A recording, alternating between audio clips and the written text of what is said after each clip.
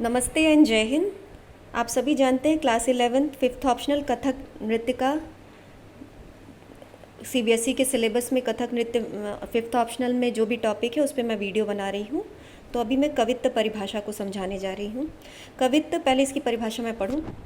जब कोई नृत्य या कविता लय और तालबद्ध करके नृत्य में उसके भाव प्रदर्शन किए जाते हैं तब उसे कवित्त कहते हैं। कवित्त जयपुर घराने की विशेषता है।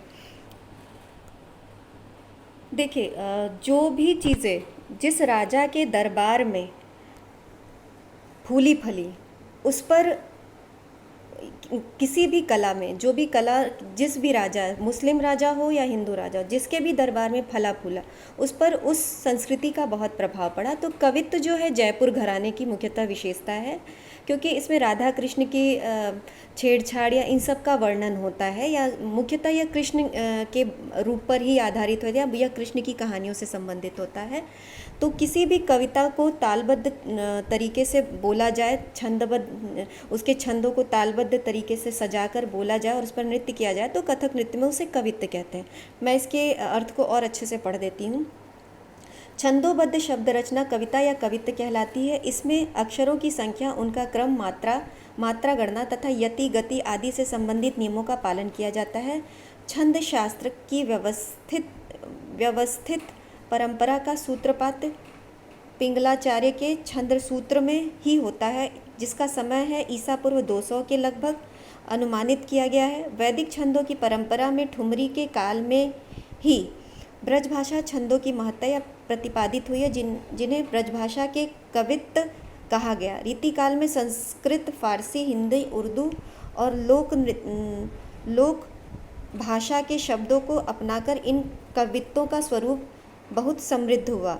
जब गज़ल और ठुमरियों ने कवित्तों को राखी बांधी तो दरबारों की शोभा बनकर इन्होंने नरेशों के मस्तक पर तिलक किया और गायकों के कंठ को माला बनाकर बड़े बड़े नर्तकों को नचाया। आगे भी पढ़ दूँ जिससे लिखने में आपको सुविधा हो, बाद में मैं इसे एक्सप्लेन करूँगी। जिस तरह ठुमरी ने नृत्य को भाव दिया, उसी तरह कवित्त ने उन्हें गति प्रदान की। इसलिए ठुमरी गायन के बीच कवित्तों का प्रदर्शन नृत्य की शोभा बढ़ाया जाता है। दर्शकों को शब्दों के द्वारा रस और भाव की गहराइयों में ले जाने वाले कवित्तों को कथक नृत्य का प्राण कहा जाए तो कोई अतिशयोक्ति न होगी। ठुमरी लास्य है तो कवित्त को तांडव का स्वरूप कहा जा सकता है, जिसके मेल में पूर्ण नृत्य की सृष्टि होती है। और ये आपको बताई चुकी हूँ कि कवित्त जो है जयपुर घराने की विशेषता है। देखिए, यहाँ शुरू में दिया गया है कि अक्षरों की संख्या, उसका क्रम, मात्रा, गणना, यति, गति आदि से संबंधित नियमों का पालन किया जाता है। जैसे देखिए, नीर भरन यमुना तट पर, एक एक अक्षर एक एक थाप पे आ रहा है। नीर भरन यमुना तट पर, तो हर वो कविता जिस पर नृत्य करना हो उसके छंद इस तरीके से बनाए जाते हैं कि हर एक छंद एक दूसरे से जुड़ा हुआ हो, राइमिंग वर्ड हो। किस यति, गति, यति यानी रास्ता, किस तरीके से वो कविता निकलेगी और किस गति में होगी, पूरा ध्यान दिया जाता है। जब उस कथक में कवित्त की जब रचना की जाती है तो किस तरीके से उस कविता का निकास होगा, निकलेगा, क्या गति होगी, वो सब ध्यान दिया जाता है। मात्राओं का ध्यान दिया जाता है, कितने मात्रा में होगा, कौन सी ताल में होगा, इन सब का ध्यान दिया जाता है।